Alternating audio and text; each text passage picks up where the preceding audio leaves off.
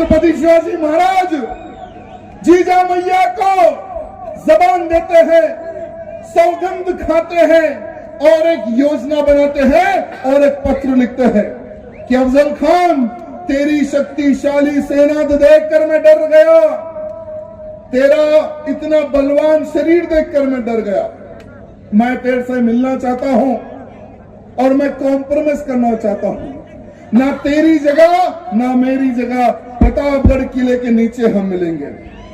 अफजल खान खुश हो जाता है, वो सोचता है कि मैं शिवा को तो बहुत बड़ा बलवान समझता था, लेकिन शिवा तो एक चूहा निकला, वो तो डर गया, अब तो मैं विजय हो गया। वो बेफिक्र हो जाता है और शिवाजी महाराज कहते हैं कि तेरे 4 सैनिक और मेरे 4 सैनिक हम मिलेंगे। तो ये अफजल खान ऑलरेडी प्लान कर चुका होता, एक खंजर पीठ में छुपा कर जाता है। वो सोच लेता है कि शिवाजी को मैं दबा के मारूंगा, यानी तो पीठ में छुरा भोंक कर मार दूंगा। मेरे मित्रों, इतिहास गवाह है कि इन हरामियों ने हमेशा पीछे से वार किया। अरे आमने सामने लड़ने की तो इनमें दम नहीं है, हमेशा पीछे से वार करने वाली इनकी कौम और इनकी नस्ल है। मेरे भाइयों, जब छत्रपति शिवाजी महाराज अफजल खान से मिलने जाते हैं, अफजल खान कहता है कि आ शिवा, गले मिल, माफी मांग। शिवाजी महाराज समझ जाते हैं तो बागना का ऑलरेडी हाथ में पहन के जाते हैं और अपने आप को पूरा बुलेट प्रूफ कर लेते हैं शिवाजी महाराज। जब संभाजी से मिलने जाते हैं,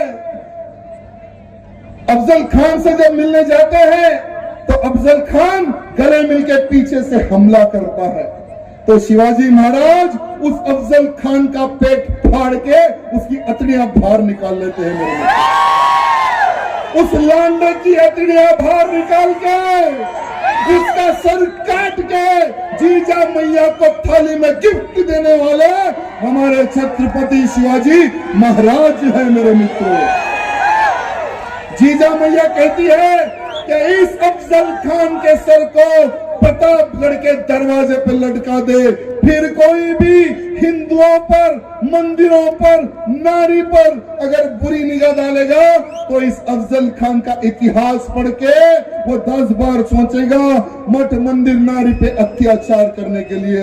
ऐसे थे हमारे छत्रपति शिवाजी महाराज। मेरे मित्रों, वैसे तो इतिहास अगर हम कहना शुरू करें तो बहुत बड़ा इतिहास है। मेरे मित्रों, भूतो न भविष्य, कभी इतिहास छत्रपति शिवाजी महाराज का कभी खत्म नहीं होता। और हमेशा से छत्रपति शिवाजी महाराज की एक सोच थी, दुश्मन को कभी जिंदा नहीं छोड़ते थे, कभी दुश्मन को जिंदा नहीं छोड़ते थे। जब दुश्मन हाथ में मिला उसका खत्म कर देते, उसका खात्मा करने वाले हमारे छत्रपति शिवाजी महाराज। मेरे मित्रों, लेकिन हर इंसान को मौत है। मेरे मित्रों, आपको भी मरना है, हमें भी मरना है। हमारे छत्रपति शिवाजी महाराज भी इस संसार को छोड़कर चले गए। इस संसार को छोड़कर जाने के बाद में औरंगजेब दिवाली मनाता है, मिठाई बांटता है, तो मेरा सबसे बड़ा दुश्मन खत्म हो गया। लेकिन उसको पता नहीं छत्रपति शिवाजी महाराज का एक वीर योद्धा बेटा भी इस जमीन पे था और वो संभाजी राजे। मेरे मित्रों, 120 युद्ध हमारे संभाजी महाराज ने लड़ा है, एक भी युद्ध हमारे संभाजी महाराज ने कभी नहीं हारा। मेरे मित्रों, कभी नहीं हारा। लेकिन दुर्भाग्य है, अरे हमें तो अपने में लूटा, गैरों में कहां दम था। वो समय पर भी संभाजी महाराज को पकड़वाने वाला हमारा ही व्यक्ति था। मेरे मित्रों, जब संभाजी महाराज को पकड़ के आगरा ले जाते हैं, दिल्ली ले जाते हैं, तो ये औरंगजेब संभाजी महाराज को मिलने आता है। कवि कलश को कहता है, संभाजी महाराज को कहता है कि तुम इस्लाम कबूल कर लो। तुम्हारे जैसा एक मराठा अगर मेरी सेना में है तो मैं पूरे इस्लाम का राज पूरे भारत में लेकर आऊंगा। लेकिन संभाजी महाराज क्या कहते पता है?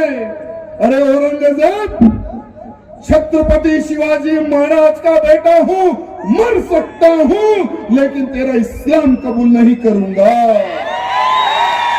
ये कहने वाले हमारे संभाजी राजे, मेरे मित्रों। संभाजी महाराज को, उस सेनाओं को कहता है कि हर दिन इसका एक अंग काटो। संभाजी महाराज जब तक इस्लाम कबूल ना कर ले, इसके ऊपर अत्याचार करते रहो, करते रहो। मेरे मित्रों, आज तक भविष्य में इतनी भयंकर मौत किसी को नहीं मिली होंगी जितनी भयंकर मौत हमारे संभाजी महाराज को इस औरंगजेब ने दी। मेरे मित्रों, कुछ लोग कहते हैं, सेकुलर नेताएं कहते हैं कि अरे भाई वो जमाना गया, अब हम क्यों याद करें, अब क्यों हम याद करें, शिवाजी के बलिदान को क्यों याद करें, संभाजी के बलिदान को क्यों याद करें। तो मैं उन हरामियों को कहना चाहूंगा, जब तुम लोग बाबरी मस्जिद को नहीं भूल सकते, तो हम हमारे संभाजी के बलिदान को भी नहीं भूल सकते। जब तुम लोग पार्लियामेंट में ठहर के कहते हैं बाबरी मस्जिद थी, है और रहेगी, हमारी आने वाली पुश्तों को हम बाबरी मस्जिद की शहादत बताते रहेंगे, तो बेटा सुन, हम भी हमारे छत्रपति शिवाजी महाराज की वीरता और संभाजी महाराज की वीरता और कार सेवा भी हम हमारे बच्चों को सिखाते रहेंगे।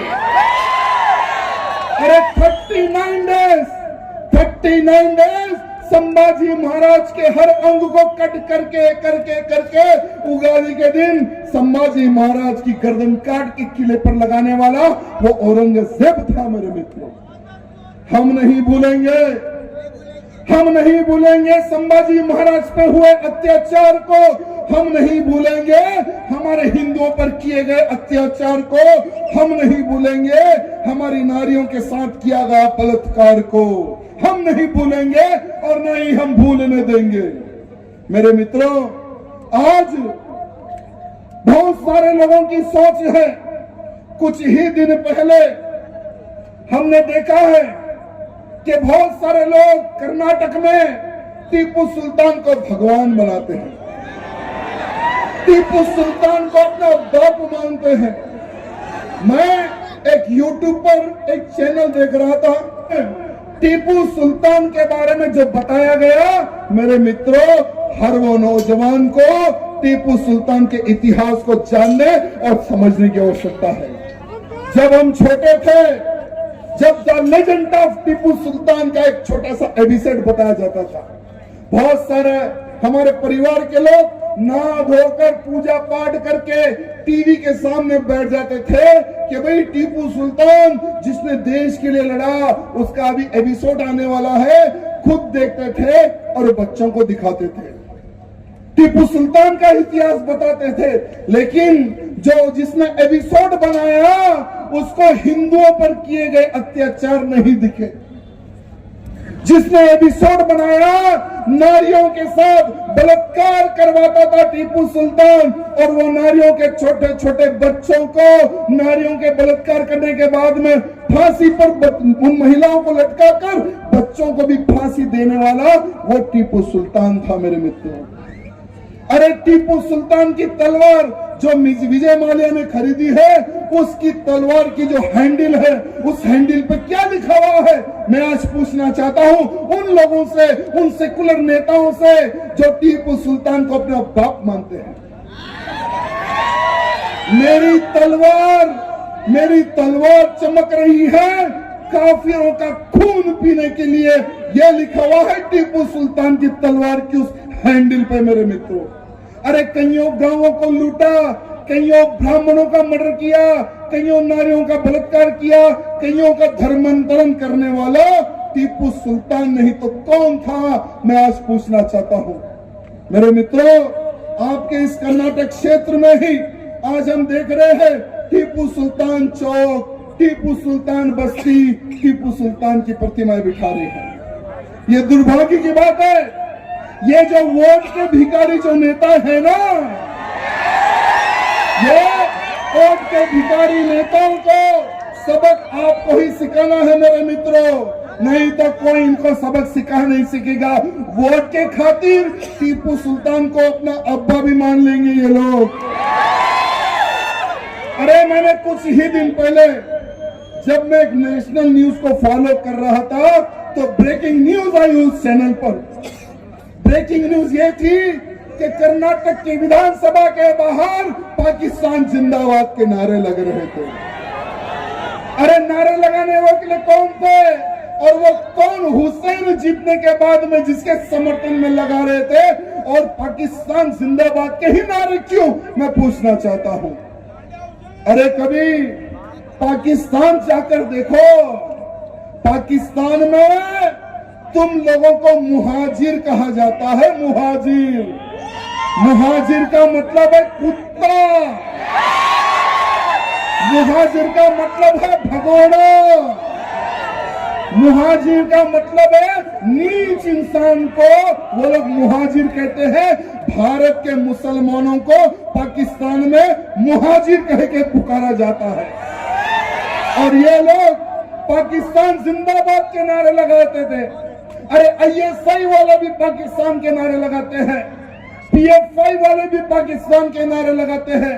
ओल्ड सिटी वाला मेरा बड़ा साले की रैली निकलती है तो उसकी रैली में भी पाकिस्तान के जिंदाबाद के नारे लगते हैं। मैं उन कभी सभी कमीनों को कहना चाहूंगा जो पाकिस्तान का नारा लगाते हैं, बेटा ये भारत देश है और भारत देश में भगवे का राज है, और भगवे के राज में जो पाकिस्तान जिंदाबाद बोलेगा उसके पिछवाड़े में ठोका भी जाएगा। ये बात ध्यान रखना। और साथ ही साथ यहाँ पर जितने भी मेरे नौजवान हैं, यहाँ से आपको एक सौगंध लेकर जाना है, एक संकल्प लेकर जाना है, और हमारे विधायक जी बात करने के बाद में जाना है। जितने लोगों के पास फोन है सब लोग अपनी लाइट ऑन करें फोन की, यानी ऊपर तो तारे हैं, हमें नीचे भी तारे दिखाना है। सोशल मीडिया के माध्यम से विजयपुर के हिंदुओं का संगठन, विजयपुर के हिंदुओं की शक्ति को हमें बताना है, और सीधा हाथ सामने रखकर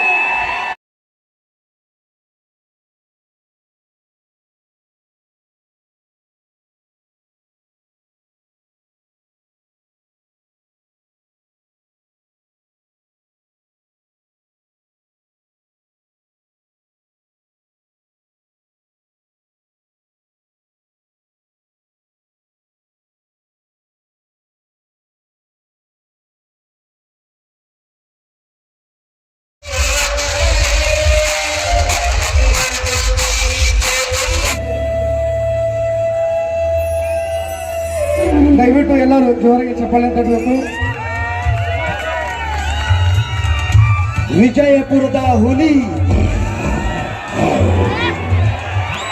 ಬಸವಗೌಡ ಪಾಟೀಲ್ ಜತ್ನಾಳ್ ಸರ್ ಅವರಿಗೆ ಶುಭಂ ವಾಡೇಕರ್ ಹಾಗೂ ಗಣೇಶ್ ವಾಡೇಕರ್ ಅವರ ವತಿಯಿಂದ ಸನ್ಮಾನ ಕಾರ್ಯಕ್ರಮ ನಡೀತಾ ಇದೆ.